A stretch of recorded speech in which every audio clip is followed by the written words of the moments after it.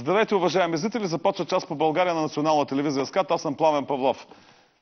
Това предаване е свързано с един празник, който беше на вчерашния ден, 11 март. Това е празника на българската артилерия и на българските ракетни войски. Така че аз си позволявам, макар и с ден закъснение, да поздравя всички достойни войни на България, които са служили в тези два основни типа войски на българската армия от много десетилетия. И да се надяваме, че за в бъдеще ние ще имаме сили да браним своята национална сигурност, да се чувстваме спокойни. Като гаранция за това, разбира се, в съвременната епоха, наред с артилерията, преди всичко са ракетните войски, най-модерният род войски на 20 и на 21 век. За да поговорим за ракетните войски, за празника на артилерията и на ракетните войски, за състоянието на българската армия в последните десетилетия, аз имам двама много именити, много достойни гости. Това са български военни с много сериозен авторитет. Аз знам, че не гледат много военнослужащи, включително и такива, които са служили в ракетни войски. Това са генерал-лейтенант Димитър Тодоров, бивш командващ ракетни войски на България. Добър вечер, господин генерал. Добре.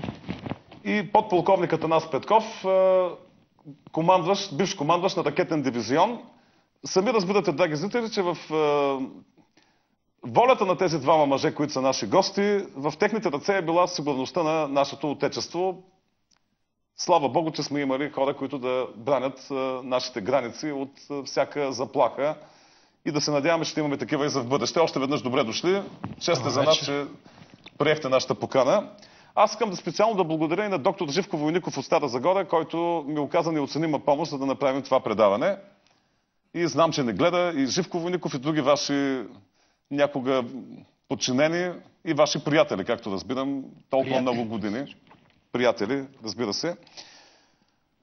Аз самия не се чувствам така достатъчно компетентен да говоря за ракетните войски, тъй като съм бил пехотинец, аз ви го казах, и съм офицер от резерва, но от пехотата. Но разбира се, пехотата, макар и да е царица на боя, в съвременния свят, без поддръжката на такива мощни комплекси като ракетите и артилерията, разбира се, би била безмислена нейната роля.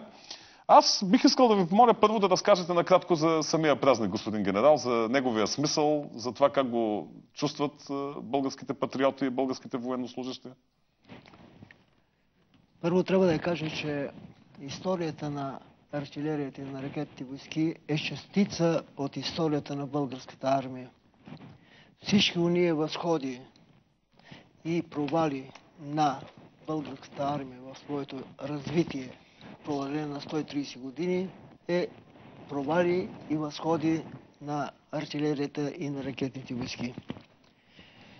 Може би много накратко, конспективно да кажем началото на създаването на българската армия и на българската артилерия. Поначало основата на българската армия това е българското опълчение. Без него, може би, много по-трудно беше да бъде изградена българската армия.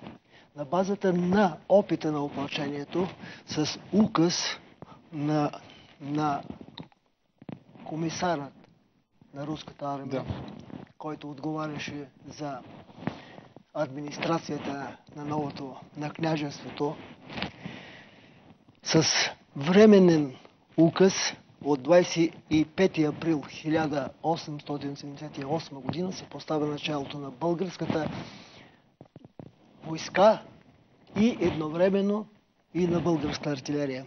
В същата година с Запад номер 1 и с Запад номер 2 се създават и първите батареи, 8 батареи в българската армия.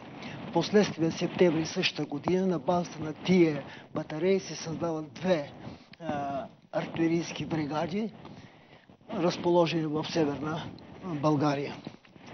Също така трябва да кажа, че артилерията се създава на базата на материална част, която е дадена от руското правителство, а също така и от пленените артилерийски системи, крупски от турската армия. Освен това, допълва се и с 12 системи Круп и към 2800 снаряда, които са купени от Славянският комитет Москва били са предназначени да ги предадат на българското опълчение, но предвид на това, че не е имало възможност като време да се подготвят специалисти, те именно се предават в този период.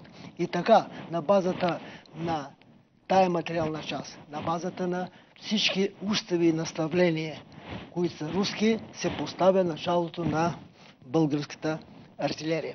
Ще бъде интересно само да ми разрешете да зачета един момент за първият инспекторски преглед в българската артилерия.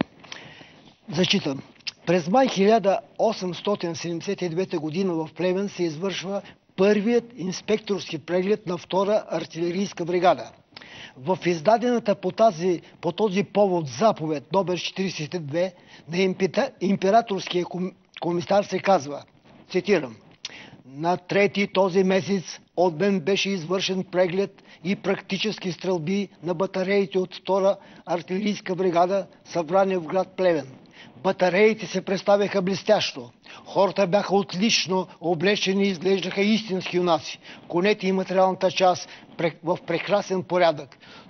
Стройността и порядъка, с който извършваха батареите всички движения и равнението на церемониалния марш, не позволяват да се желае по-хубаво и безпристрастно може да се каже, че младите български батареи по нищо не отстъпват на опитните батареи от руската артилерия.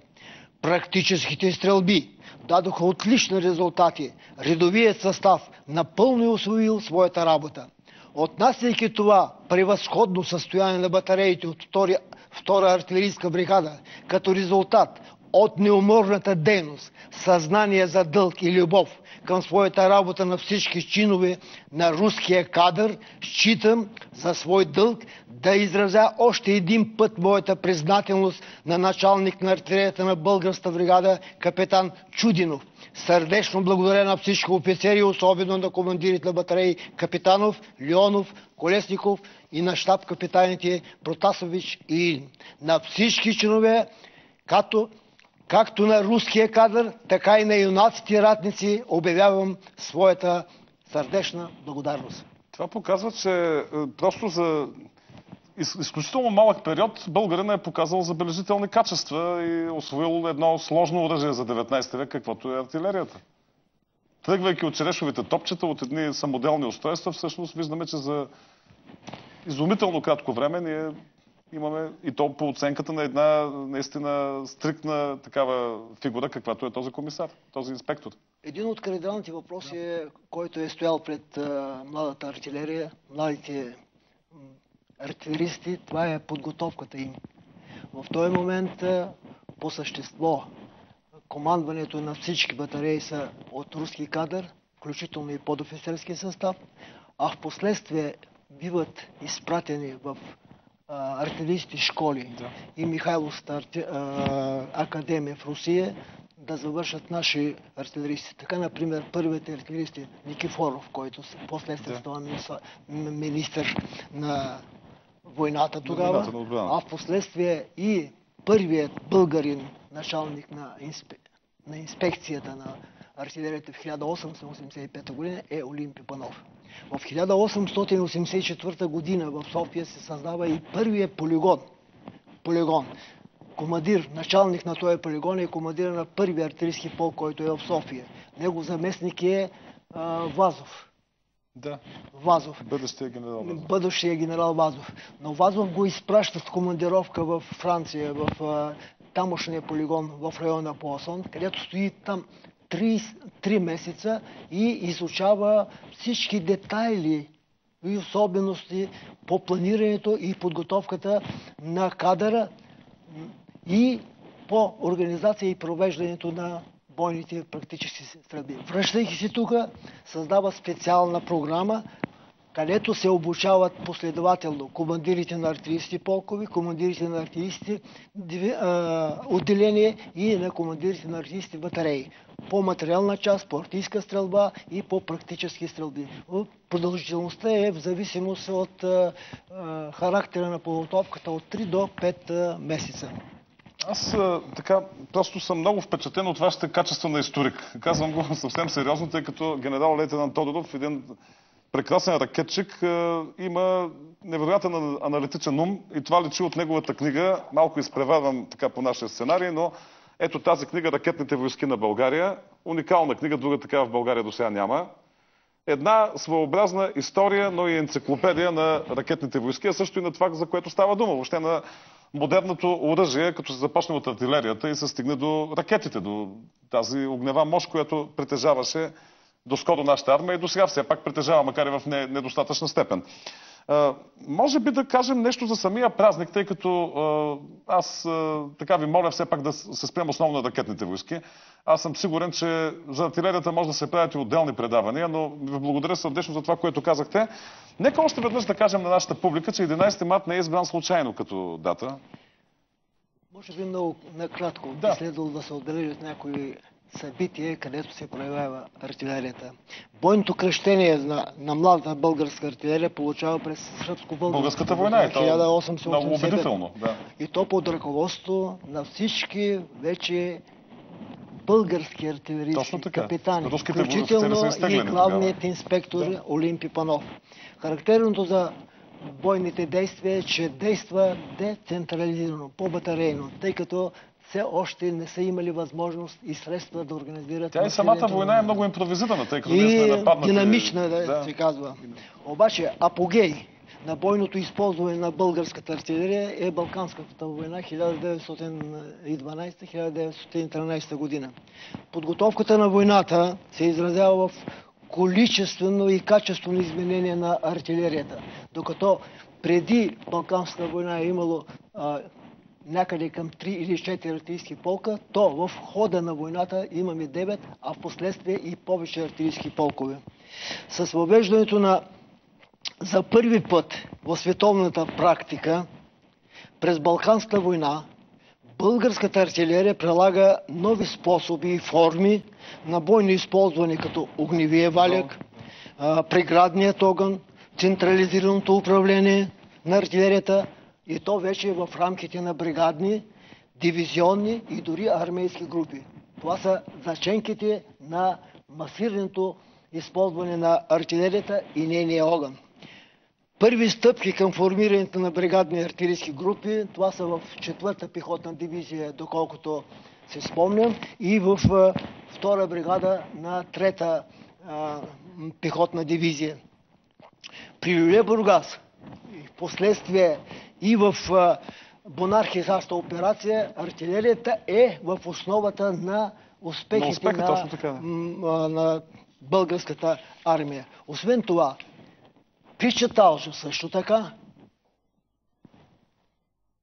основна роля по разгрома и на десанта на цял корпус турски е пак плод на организацията и умелото огнево планиране на огъня на артилерията. И принуждава на втория ден след стоварването, въпреки че настъпват към 4 км в дълбочината на българската отбрана, благодарение огъня на артилерията, турският корпус е бил принуден да се оттегли и отново да отиде с корабите на море. В Мала Азия, да. Да, но би следвало да кажа, че апогея това е Одринската операция. И не случайно това е празника. Да. Няма да говоря за организацията на боя, но трябва да подчертая едно. Може би за първи път не в тактически, а в оперативен план се използва мощта на артилерията.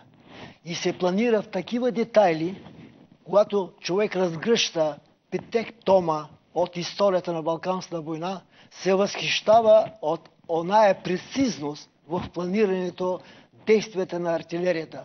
Разписано до минути, разписано по отделни цели, разписано по етапи на боя, с всички сигнали на взаимодействие и най-вече за първи път се създава една много организирана свързочна система за управлението на огъня на артилерията. До този момент средствата, които са разполагали свързочни артилеристи, не са имали възможност да управляват огъня. Често пъти с сигнали, даже и с такива свръзки на коне да разнасят разпореждането на старшия началник до до изпълнителите. Докато тук се организира една стройна свързочна система, която дава възможност да се управлява огъня не на отделна батарея, а вече на група артилерия. И благодарение на тази прецизност се изпълнява задачата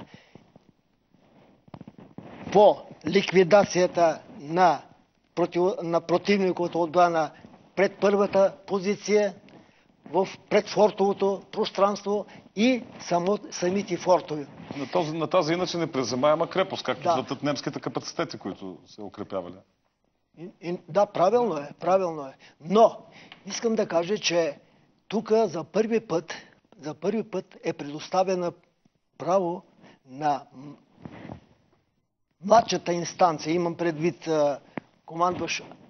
командващ армията, той да излезе с предложение пред главното командване по отношение предложение как да бъде организирана операцията по превземането на Одрин. Искам да кажа и още едно.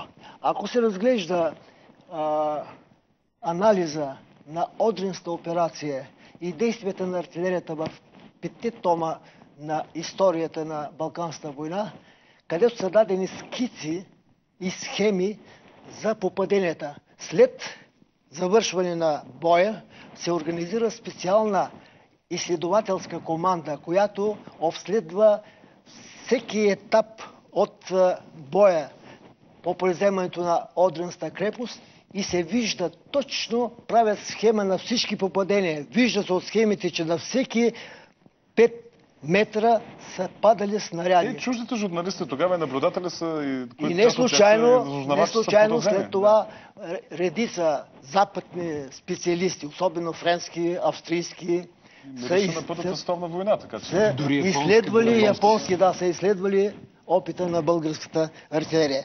Именно по този повод и с заповед на министра на отбраната под номер 504 от 4.12.1993 година, датата 11 март се приема като ден на артилерията и на ракетите. Пак да покажем този така малък плакат.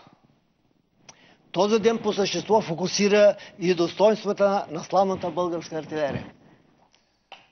Ние нямаме много време, тъй като предаването ни така напредва, а вие сте толкова увлекателен разказвач, че просто човек така се опияне. Просто е много интересно да ви слуша, много полезно. Да кажем, може би, 2-3 думи за Първата световна война, за Тутракан, за Дойран, където наистина и артилерията, пък и противодействието на артилерията, което беше взето, да речем, от нашите генерали. Ако се обърне към историята трябва да споменем, че някъде към 1 август 1914 година започва Първата световна война. Обаче България влиза някъде във войната към 15-та година.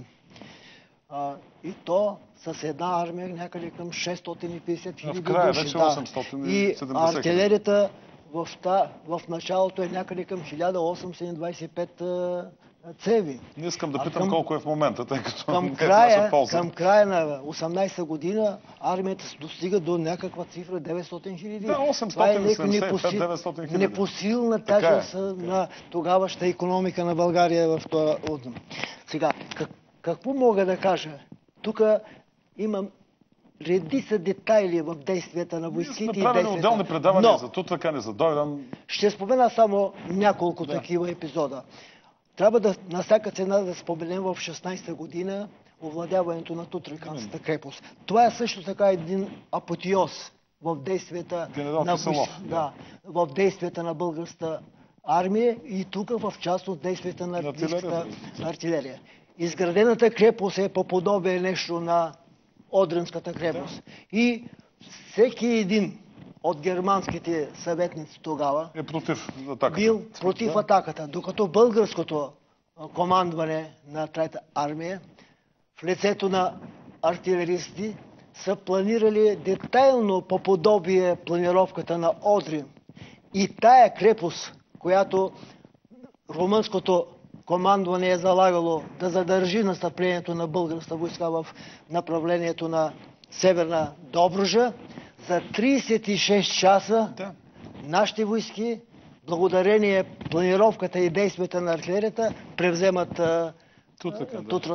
Тутраканската крепост. Сега ние може да говорим много и за Дойран и за другите операции, но аз ви предлагам, тъй като наистина знам, че и зрителите чакат най-много за ракетите да говорим. Значи и във Втората световна война, в Отечествената войната, вече в нашето участие във Втората световна война, там артилерията също така показва своето достоинство, още повече, че след 1937 година не сме се превъоръжили малко или много.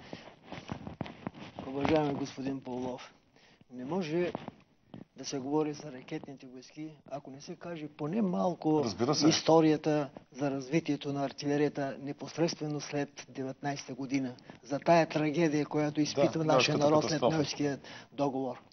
Аз ще говоря само за артилерията, няма да се спускам в подробности. Във военните клаузи на Ньойския договор българската армия е осакатена до 20 000 души. Артилерията е сведена до 60 цеви. Докато в края на... Тоест стрелковото оръжие е сведено до точно определени бройки. Там на 1000 души се полагат 15 такова пушки, 15 карабини. Аз говоря за артилерията. Докато в края на Първата световна война артилерията е била 365 батареи, то на 27 април 23 година артилерията е от 15 батареи, от които 9 са кадрирани, а само 6 са действителни. Или от 365 огневата мощ на нашата артилерия се намалява почти 24 пъти. Когато 23 година съглашението решава да се изтегли от България и военната комисия, съгласно клаузите, от България се изнасят 1 милион и 500 пушки и карабини към 300 милиона патрона. От артилерията към 3500 цеви и към 60 000 боеприпаси. Да не говорим за авиацията, която изобщо... Да не говорим за другите родови войски. И при това положение трагедията е, въпреки взетите мерки да бъдат укрити част от наличното оръжие в населението, то за периода 23-та до някъде 36-та година българската войска, в това число и българската артилерия, се развива много трудно. И малко в полулегалност, тъй като се подготвят едва когато идва Хитлер на власт и пренебрегва клаузите на Ньойския договор, и у нас започва пренебрегване. Не, ние го уреждаме по дипломатически начин. Именно, но през този период, 35-37 година, се заделят 3 милиарда и половина български пари и започва модернизацията и ново въоръжение на българската танкове и всички българската армия. Включително артилерията. В този момент артилерията от 39-та година до 44-та година е една модерна артилерия с ново въоръжение, нова оптика, включително и звуково разузнаване. И с този си вид тя влезе и в Отечествената война. Да. Сега ние нямаме много време за реорганизация, но все пак да кажем нещо за тази реорганизация след 1947 година, 60-та, която всъщност подготвя почвата за вашия род войски, който е еманацията на българската военна мощ. Нали? Има една максима. Когато влизаш в дадена групировка, военна групировка, малките армии се подчиняват на доктрината на така военните. Това е било неизбежно. И беше неизбежно. Именно в 1947 година започна превъоръжаване на българската армия цялостно и приемане доктриналните схващания за използването на видовите въоръжени сили от съветската армия. В този период, 1947 година, по същество, организационната структура на българската армия приема по същество последният последната организационна щатна структура на една съветска мотострелкова дивизия. Тогава в българската мотострелкова дивизия, стрелкова дивизия, грешка на езика, има артилерия, 2 артилерийски полка, 1 гаубичен, 1 артилерийски, по 36 системи. В мотострелковия полк има 1 дивизион, плюс това в батальоните по една минохвъргачна рота, а в полкова е минохвъргачна батарея. Освен това се създава вече скелета, цялостния скелет на една модерна противотанкова отбрана с противотанкови средства. Въоръжението, трябва да подчертая, това е последните образци, с което се завърши Втората световна война от страна на съветската армия. Всичко това предполага вече нов подход и изведнъж най-големият проблем. Нови кадри също. Най-големият проблем беше създаването на кадри. Затова, защото до тогава в българското училище, имам предвид военното училище на Негово Величество тогава, артилеристи бяха само някакъв взвод 10. А кога се развърна артилерията, се получи глад. И се наложи форсирана подготовка на кадрите. Тогава се създадоха така наречените армейски артилерийски школи. Всяка армия да готви от грамотните с средно образование такива артилеристи.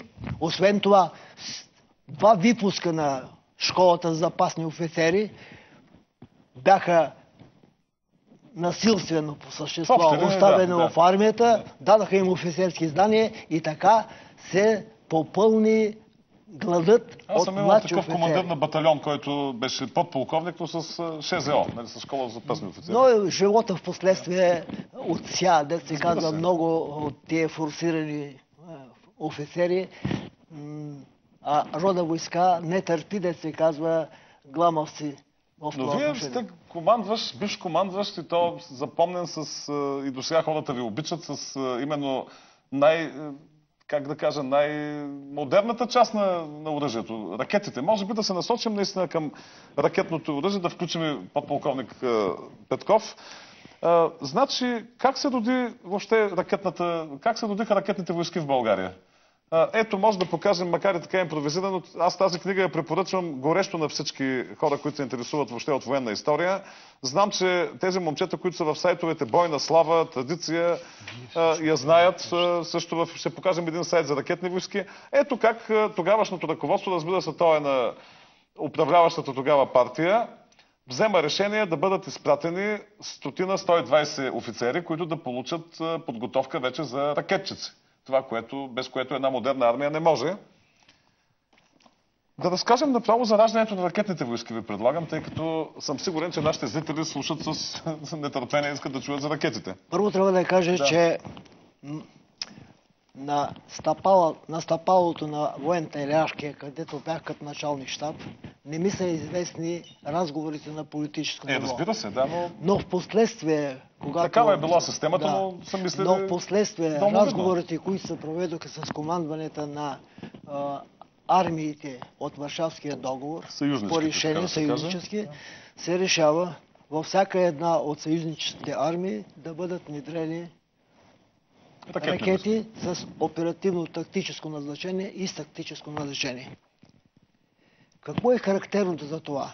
Ако ние направим един анализ за количество на ракетните бригади и тактически дивизиони в отделните страни от Варшавския договор, ще видим, че в ГДР има една бригада и няколко ракетни дивизиона. Полша с такава голяма армия има 2 ракетни бригади. Там имаше обаче групи съветски войски.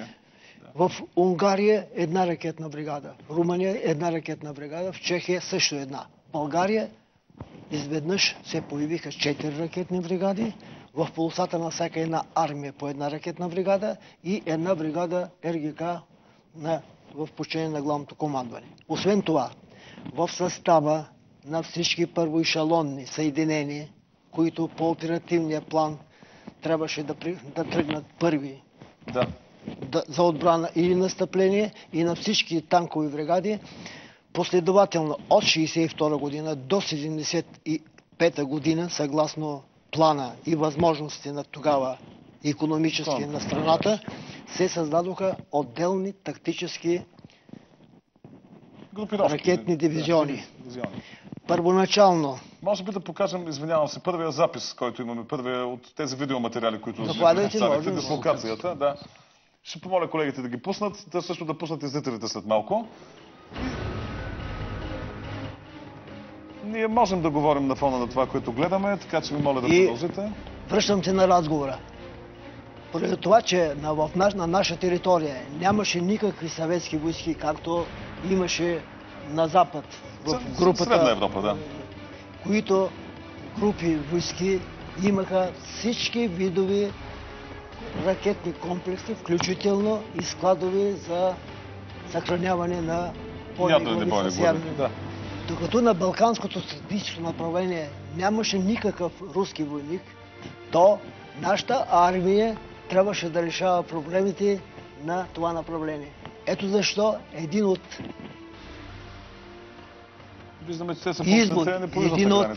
обективните факти е това, че във всяка една армия, която имаше конкретна задача, се създадоха ракетните войски.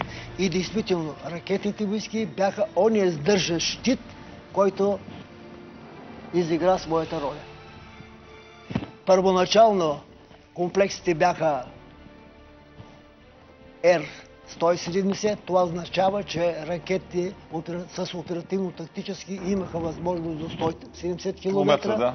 Тактически дивизиони, така наречените Луна или 2К6, имаха далекобойност някъде до 30-32 км. Впоследствие, някъде към втората половина на 70-те години, се стана подмяна на ракетните комплекси. С по-модерни. Ракетните бригади получиха новия комплекс 9К-75 или така наречен Р-300, тъй като разстоянието на стрелбата е Р-300. Освен това, стана и подмяна на комплексите на тактически дивизиони, и то последователно. Да. Първоначално на всички мотострелкови дивизии, а на танковите бригади останаха старите комплекси. Впоследствие с набирането на средства стана и тяхното подмене. Само искам да се ме простите да поясня на зрителите, че ракетните войски, въобще ракетите са, разбира се, и в авиацията, и в противотанковите управляеми ракетни снаряди. Ние говорим главно именно за тези основни ракетни войски, които видяхте тук и като дислокация. Подполковник Петков, нещо така да чуем командира на дивизиона как разсъждава. Искам да кажа, че за мен е чест, че стоя в ляво от генерал Тодоров и му благодаря, тъй като знам, че той всъщност е предложил да ме поканите. Благодаря още един път за поканата. Смея да се надявам, че това е една положителна оценка.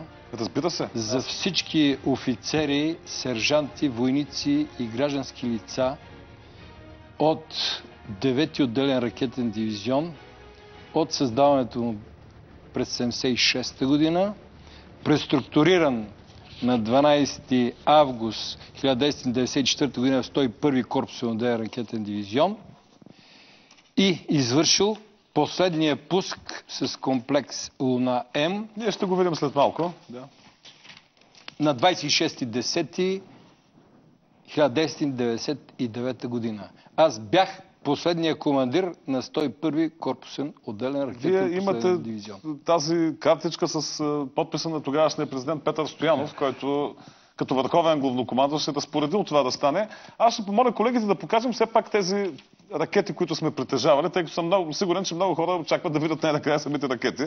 Нека да покажем тези основни видове ракетно оръжие, които сме притежавали. Ето и картичката ще видите след малко. Може би да разкажете малко и за Луна, и за другите хората. Те бяха дълбока тайна на времето. Всички се вълнувахме като деца, като вече по-големи хора. Тук може би е момента да добавя, че първият дивизион тактически ракети в България е създаден в село Бояново, Ямболско, въпреки че не дадоха първо него. всички офицери, сержанти и войници и граждански лица, служили в този дивизион, заслужават да бъдат споменати по този повод. Втория дивизион е втори отделен ракетен дивизион в Стара Загора. Аз имах честта да започна службата си в 1976 година там и започнах азбуката на ракетчика при такива командири. Пропускам първия командир, полковник Чрънкин, който е дал много не само за дивизиона, а изобщо за подготовката на ракетните войски. Беше началник на контролната група. Полковник Рангел Таков Златанов, майор тогава Ангел Иванов Марин. След него, за съжаление, вече не е сред нас полковник Виктор Ангелов, след което преминах в 9-ти отделен ракетен дивизион в Горна баня. Може би да кажем, господин генерал, нещо за първите ракетчици, за полковник Гетовски, въобще за тези хора, които в крайна сметка са имали, вие сте един от тях, тогава като разбира се така много по-млад офицер, за изграждането на една непозната система, кога преди това имало нещо подобно в България. Вярно, че опита на артилерията е забележителен, но в крайна сметка се въвежда едно принципно ново оръжие. Трябва да кажа за полковник Гетовски, а впоследствие генерал-майор. Да. Това беше една светла глава. Завършва, той е един от 5-те офицери, които завършват първи артилерист Академия Дзержински. Да. След завръщането си бе назначен в разузнавателен отдел на командване на артилерията. Впоследствие беше изпратен като командващ артилерията на Трета армия и някъде в началото на 1959 година го назначиха за командващ артилерията на българската армия. На него му се падна честта първи да проведе разговорите с началник генералния щаб, получи по право информацията и на него му се падна честта да заедно като началник щаб да му помогна да планираме и създадем концепцията за развръщането на ракетните войски. Първо да подготвим кадри, да подберем кадри, да формираме команди, за да вършат съответните специализирани учебни заведения в съветската армия, в Ленинград, ВУАШ и Академията. Също така да създадем и първата инфраструктура, на която трябваше да бъдат разположени тия нови съединения и части. Тъй като до този момент в рамките на българската народна армия тогава нямаше такива структури. И това беше много трудно. Първо трябва да кажа, че той беше всеотдаен. Само да поясня на зрители, това е натовската, така да се каже, система на обозначаване. Виждате руската и натовската, която се така прочу покрай иракската криза, покрай други случаи. Сега аз си мисля нещо, нека да включим най-накрая зрителите, извинявам се, че толкова късно реагирахме, но това са много така важни и интересни неща и не мисля, че толкова често се говори за тях в публичното пространство, което е грешка според мен, тъй като ракетните войски заслужават оценката не само на историята, но и оценката на самите хора. Нека да пуснем този... Тъй като ученията заемат много важно място, изобщо от тези учебни стрелби, въобще цялата подготовка, ние нямаме време да говорим за нея, но сами разбирате, драги зрители, че ракети не могат да бъдат поверени на грамотни хора. Това трябва да бъдат хора волеви, много добре подготвени, мотивирани и наистина това е нещо като аристокрация. Подобно на... сега ние пехотинците не падаме по-долу, както и танкистите, но в крайна сметка ракетите са нещо далеч по-сложно за управление. Нека да чуем първо един зрител. Слушаме ви. Моля ви за кратки въпроси. Добър вечер, слушаме ви. Здравейте, господин Павлов. Здравейте, господин Иванов от Казанлък се обажда. Поздравяваме вашите чудесни гости, господин Тодоров и господин Петков. Генерал-лейтенант Тодоров. Три много кратки въпроса. Първият ми въпрос е през 1923 година по време на комунистическия метеж българската армия използва ли срещу метежниците артилерия или не използва? Да или не? Да не се връщаме толкова назад. Да, добре. Нещо... Да, наистина. Вторият ми въпрос е През 1968 година, когато са били изпратени наши войски в Чехословакия, имало ли е така повишена бойна готовност и в ракетните войски и как се чувствали командирите на дивизиони, какви мисли са минавали през техните глави? Решава на световна война. Да. И третия ми въпрос, какво ще кажат те, или по-скоро господин Тодоров, като говорим за артилерия, за генерал-лейтенант Христо Луков, създател и началник на артилерийската стрелкова школа от 24 до 28 година и началник на учебното отделение при артилерийската инспекция във военното министерство от 28 до 34 година. Какво мислят те за него? Знаем, че той е убит от комунистите на 13 февруари 1943 година. Това е накратко. До нови срещи. Благодаря ви, господин Иванов. Да не политизираме обаче темата. Ние говорим все пак за историята, за ракетите. Аз съм сигурен, че генерал Тодоров ще каже, той в разговор с мен казва за високите качества на царските офицери, но да не влизаме сега в подробности за един или друг генерал. Може би и да не се връщаме толкова назад в историята, все пак нека да покажем пушка и след това ще отговорите както прецените. Нека да пуснем този материал, той е много интересен и подполковник Петков ще ни разкаже после за него. За 101-ви корпусен отделен ракетен последен дивизион в България.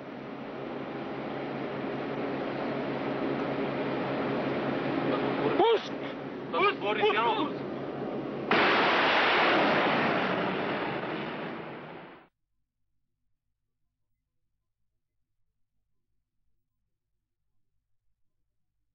Видяхме изстрелването на една ракета, макар и за секунди, тя ракетата се изстрелва за секунди. А подготовката трае с години, а вече самото действие става за секунди. Вярвам, усетихте... Какво уникален този пуск наистина? Вълнението ми, да. Тъй като пуска е върха в подготовката на всеки ракетчик. А аз имах щастието да служа само в ракетни войски, само в тактически ракетни дивизиони и имах честта да бъда 7 години командир на 101-и корпусен отделен ракетен последен лунен дивизион в България, който извърши на 26 октомври 1999 година от стартова позиция в позиционен район в района на гората 1,5 км източно от село Сираково, Хасковския окръг. Полигона Корен. Отличен пуск по цел височина и се прика в полигона Корен. Колегите, които слушат и гледат, си спомнят с умиление най-вече за това. И аз имам много спомени от този полигон. Искам да кажа някои подробности, тъй като всичко това относно устройство, тактико-технически данни и така нататък, да не губим повече време, може да се прочете в интернет. Да, нека да спишем и сайта. Да. raketi.start.bg и това ще видят там. Но няма да прочитат дори в книгата на генерал Тодоров. Нека пак да я покажем обаче, защото книгата заслужава висока оценка и рецензиите за нея са много добри. Да. За вълненията, за тези моменти изстрадани, изживяни по много особен начин от офицерите, сержантите и войниците от 101-и корпусен отделен ракетен дивизион. 3 дни, това са 22, 23 и 24 октомври, беше дъжд като из ведро. Падаха палатки, всички бяхме мокри до кости. На 25-ти, когато трябваше да извършим проверка на техниката на функциониране, в 9:00 изгря едно хубаво октомврийско слънце. До 16:00 под ръководство на майор инженер Милков, заместник командир по техническата част, техниката беше проверена и готова за пуск. Пуска беше извършен от първа стартова батарея с командир капитан инженер Гриша Павлов Богданов и командир на стартови взвод Михаил Симеонов Венков. По-интересното е, че капитан Богданов се подготви само за 1 година от оперативно-тактически ракети за този пуск. Лейтенант Венков тогава беше пуснал рапорт за напускане на българската армия. Но като всеки ракетчик, като разбра, че има пуск, изтегли си рапорта, един път, втори път, тъй като учението беше планирано за месец юли отначало, след това за август и накрая всичко се случи на 26 октомври 1999 година. Интересно е тук, че двама пенсионери си взеха домашен отпуск и дариха 7 дни от живота си за успешното изпълнение на задачата. Това са старшина Петър Божков и старшина Йовчев. Значи смисъл на тази задача... Това говори за голямата мотивация. Голямата мотивация и дух. И отговорност дух, към този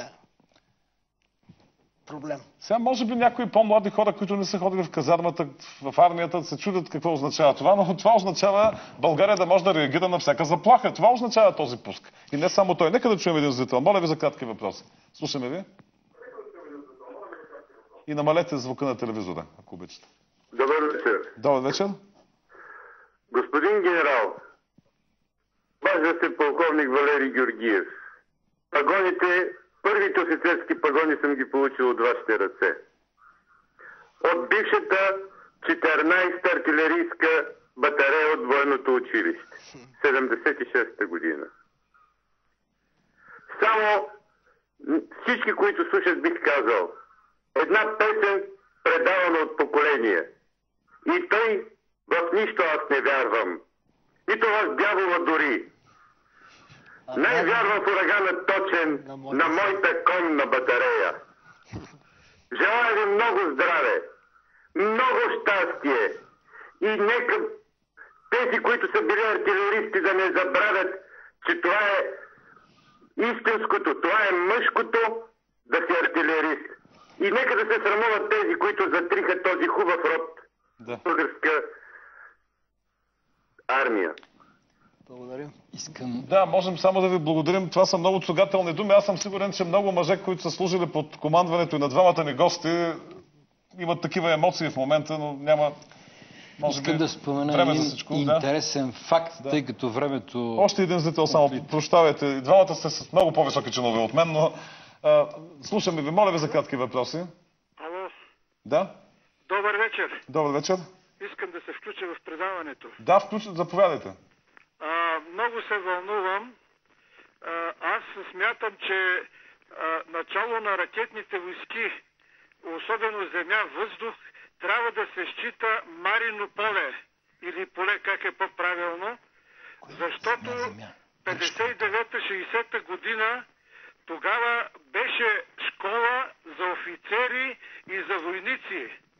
Аз имах щастието тогава да бъда куриер на поделението и много добре си спомням как офицерите от София пътуваха с влака до Марино поле и там се обучаваха, а преподаватели бяха инженери, които бяха завършили специални школи в Съветския съюз. Да, за това става дума в тази книга. Може би не сте не разбрали правилно. Става дума, да. Ще бъда много благодарен, ако я получа тая книга. Казвам се Николай Петков от Студел Монтанско. Не знам дали ще може да ви я доставим, тъй като книгата много отдавна е изчерпана, но се надяваме, че тази книга ще бъде преиздадена.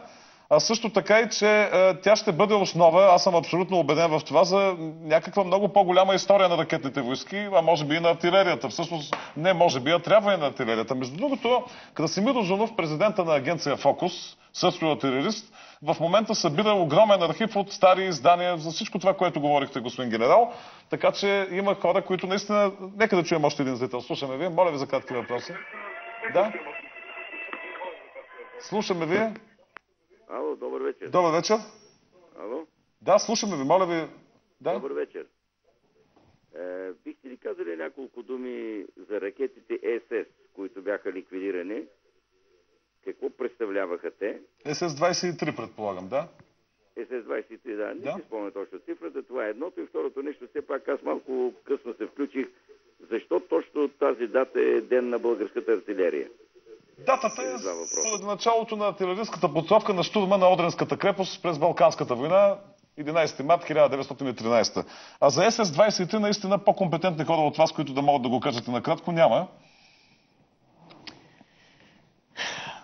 Разрешете ме да направя едно отклонение. до този момент не са открити компонентите на формулата за мотивация на офицерския, сержантския и войнишкия състав, служили в редовете на артилерията и особено на ракетните войски. Подчертавам това. Да.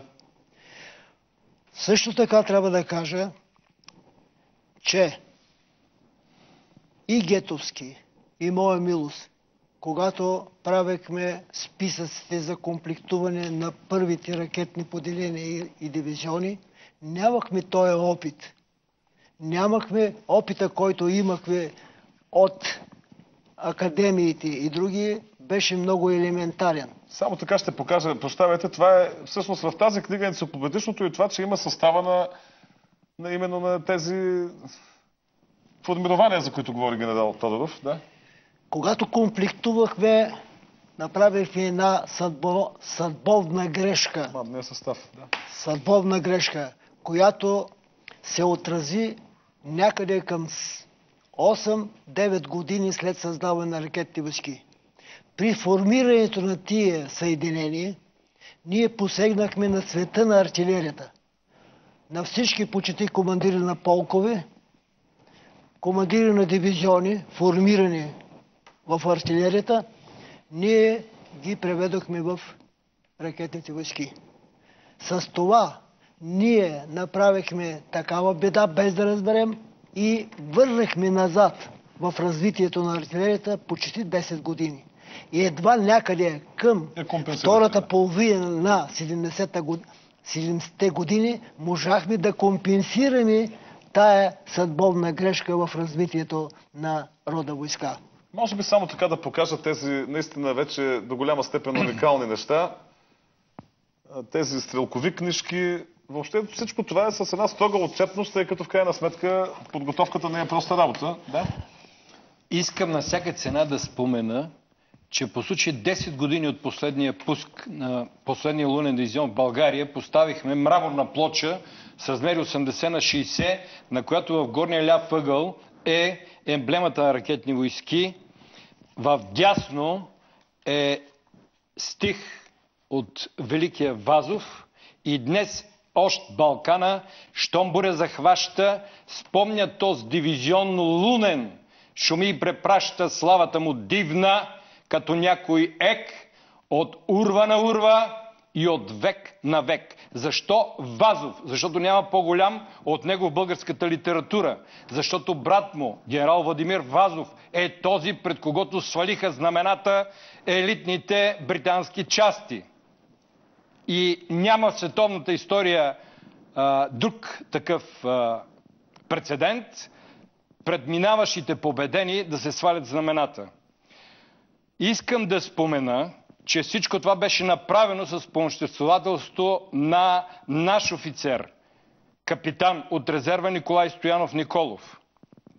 Също така трябва да спомена защо този дивизион Лунен е вмъкнат в стиховете на Вазов.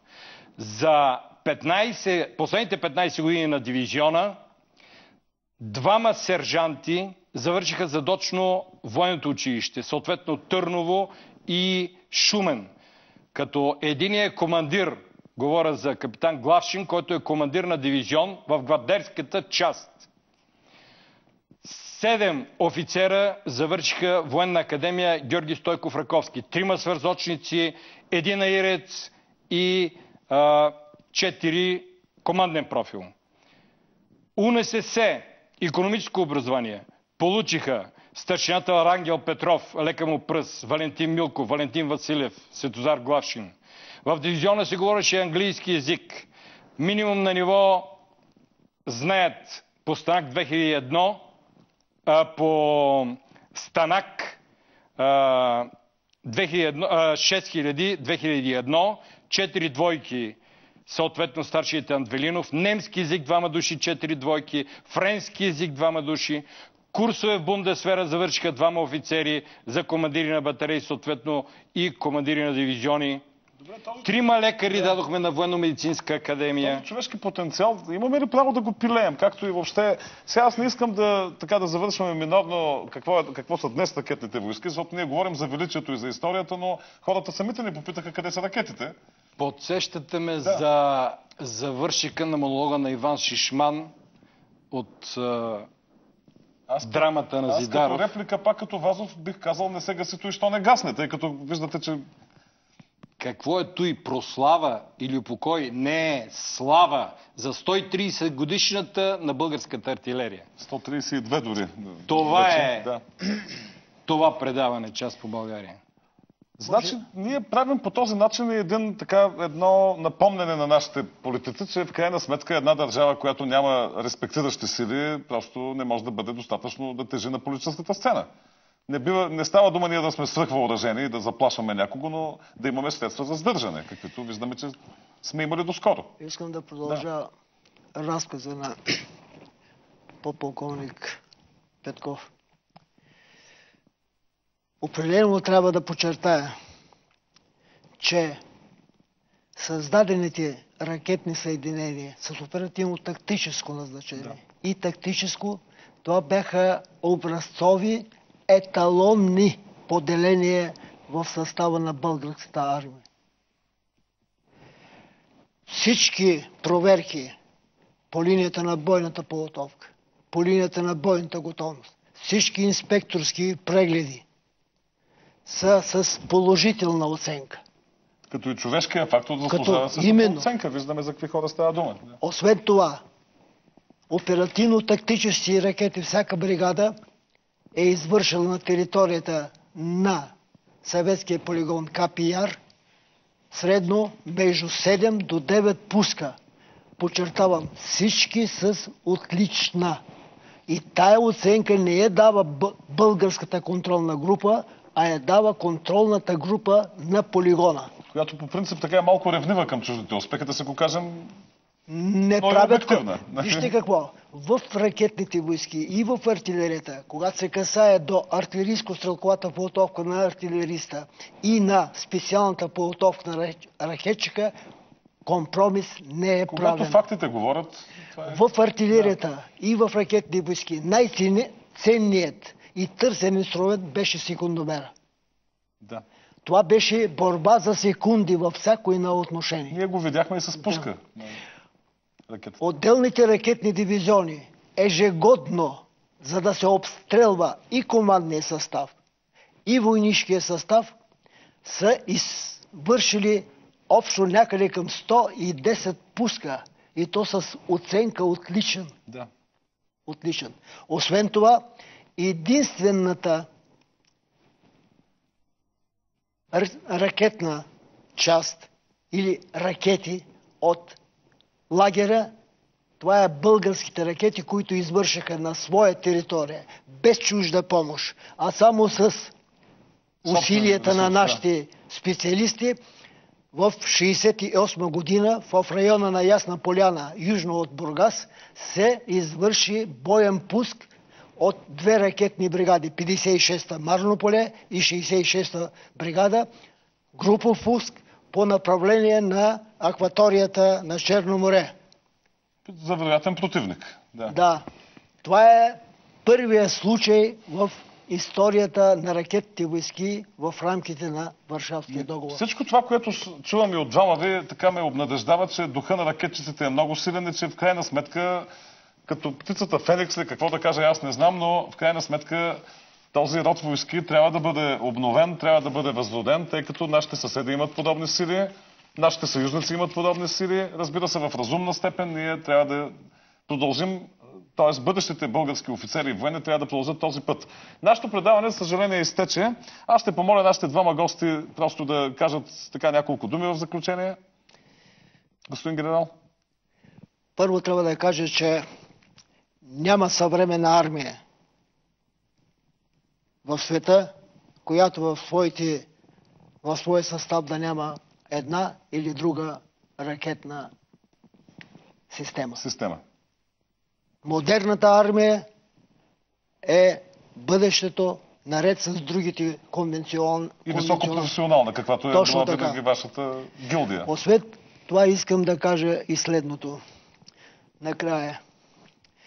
Нашата съвест, като офицери и генерали, служили в Българската народна армия и специално в редовете на ракетните войски и артилерията, е чиста. Обичахме България. Обичате и сега. Както родна майка, такава, каквато тя беше. Защото родната майка не се избира. Служихме всеотдайно, така както са служили нашите деди и прадеди. Дълбоко съм убеден, че бъдещи потомци ще дадат своята дан за ония усилия, които положиха нашите артилеристи деди и ракетчици за издигане престижа на армията и престижа на България. Господин подполковник. В завършек искам да изкажа благодарност, дълбока сърдечна благодарност на хората, от които съм се учил. Аз изредих командирите от Стара Загора, но сега е момента да спомена основателя на 9-ти отделен ракетен дивизион, полковник Иван Нандров, полковник Неделчо Върбанов Неделчев, полковник Михаил Досев, полковник Ангел Методиев Тасев, който ме приема в дивизиона, полковник Петър Костадинов Тодоров, от който съм се учил много. Аз бях негов началник щаб и приех от него дивизиона с традиции, с мощ, с знания. Вие видяхте какви офицери и старшини и сержанти служиха в дивизиона, а не по-зле бяха подготвени и войнишкия състав и даваха всичко от себе си за тези отлични резултати, които постигнахме накрая. Много съжалявам. Уважение и благодарност от сърце.